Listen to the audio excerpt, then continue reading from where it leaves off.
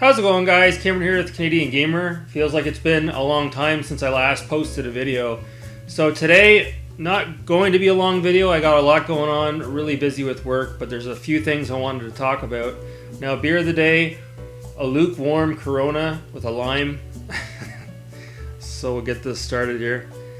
So the first thing I want to talk about here is, I know you all love drama, so we'll get this out of the way. There's a guy in the community, and some of you might be chummy with him. It is what it is. But anyways, his name is Level 1 Online.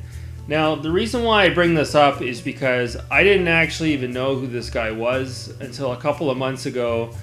This guy basically popped up in my comment thread and Darius's as well under the guise of Level 2 Online. So when I saw that, I'm like, oh, that sounds familiar. And then I did some digging around, and then obviously I found his channel, and he was trolling me and Darius quite a bit. And we won't get into all that, but the guy is definitely a troll.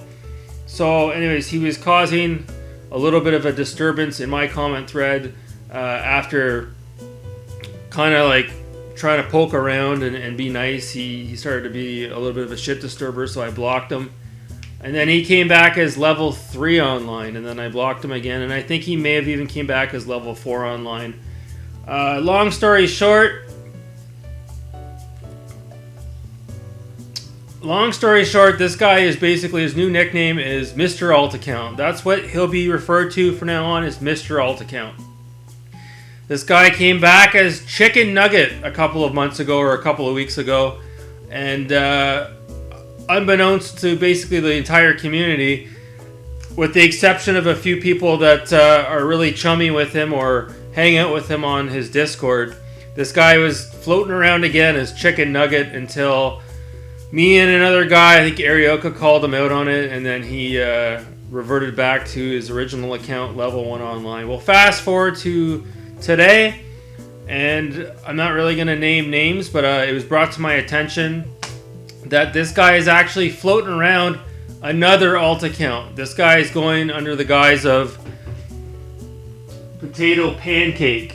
Now, as you can see, this comment here, pulled from Radical Rick's comment thread, this guy is white knighting for Smash JT, and this guy is taking issue with Afro Gamer Dude's very successful MJR video. So I just want to point that out there.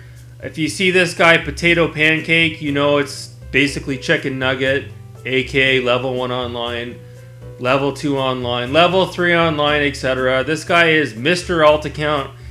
This guy is a shit disturber and he's bad news, so keep an eye out for this guy. He's a very negative individual, we'll leave it at that. So on with today's topic, I want to talk about a few things. The first thing I want to talk about, I put this in my PlayStation 2, and man, I didn't really enjoy it. The original Gex, honestly, it kind of has the Rayman effect. I don't find this game holds up very well. Again, I think the graphics look worse on this game than on Donkey Kong Country. And Donkey Kong Country is a 16-bit game. This is technically a 32-bit game. I didn't really like the level design. The character, the animation, it's a bit clunky when you're running around and you're jumping with Gex. Maybe I need to go back and give it another try. But it also has that really annoying feature that some games have. I think Rayman has it as well. If you don't get, a certain amount of collectibles in a level, you can't progress in the game. You have to keep replaying the level over and over again. It can be quite a hindrance, quite annoying. So I kind of shelved this game for now. Maybe I'll revisit it on a rainy day. That being said, the other night I popped on this game here, Crash Bandicoot, the trilogy, the Insane Trilogy. This, I gotta say, it is one of the best remasters of the last several years. This, especially the first Crash, is tougher than a cheap steak, but I still love it. I have a blast playing. I think the first game is actually my favorite, whereas I know a lot of people prefer the second and the third. Vicarious Studios did an amazing job with this collection, And again, the graphics are just top notch, excuse me. Some of the best graphics I've seen on the current gen. Very vibrant, very colorful. The music is amazing in these games as well. So I'm going to go back and play this again tonight. I've been having a blast with this. And you know, there's something to be said about a game that's so difficult it makes you want to rage quit or throw your controller through your TV. I don't know what it is, but I almost enjoy it. I almost kind of get off on it when a game is that difficult. It's kind of like, you know, when you're eating spicy food that's so spicy it's burning your mouth, but you just can't stop eating it. Well, the same goes for this game as well. Now, the reason why I want to bring this up is because unbeknownst to me, I only found out about this through a Google search. You know, there's a Crash Bandicoot 4 coming out. It's called It's About Time, and I think it comes out on October 2nd. And it looks like it's coming out on the PS4 and the Xbox One.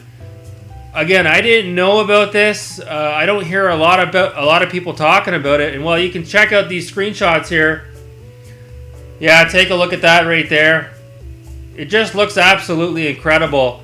Now, again, I think this game is flying under a lot of people's radars for some reason.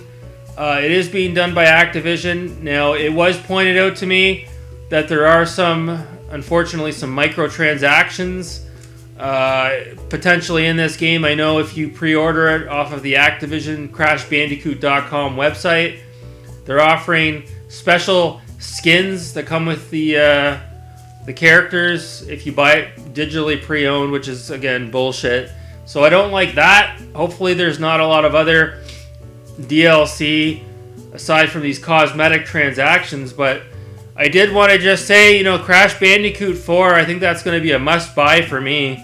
That might be a day one purchase. Hopefully it's a budget release and it's not, you know, $79.99 Canadian, which is what a lot of brand new games go for. Hopefully it's around $39.99, which is what I think I paid for this. So, yeah, if you go on to YouTube, there's a gameplay trailer for Crash Bandicoot 4, and it's worth checking out. It looks absolutely, again, phenomenal. I'm very excited for that game. And again, I can't stress it enough, that's probably going to be a day one purchase for me. I haven't beaten Crash 1, 2, or 3 on here, but I'm going to keep chipping away at it. And if I can't beat it, I'm still going to get my money's worth because I'm going to keep replaying these levels. I love it when a level is so difficult that I have to play it over and over and over again. But then when you finally do beat it, it's such an accomplishment. I absolutely love it.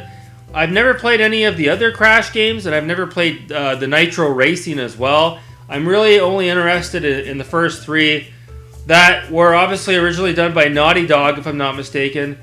If there's one complaint I have about this game, these 3 games, excuse me, it's that I feel like the hit detection is a little bit off.